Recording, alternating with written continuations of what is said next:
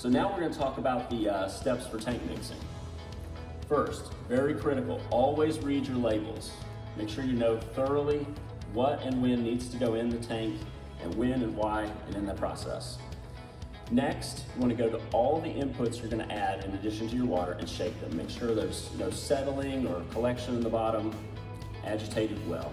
Then we're going to go ahead and add some water into the tank. Never add your biologicals to an empty tank right off the bat. Always have some water to kind of get in there and help neutralize that pH and temperature. Then we're going to go ahead and start agitating the water as is, and then we're going to add our inputs and our biocontrols as needed. And there's a certain process to which you're going to add. Typically, and one rule of thumb, of course there's always exceptions, you need to add your chemistries ahead of your bios. Go ahead and get those chemistries in place in the water. And then I have pH tests toward the end before you apply as well, but go ahead and take a quick pH check after you get those chemistries in ahead of the bios.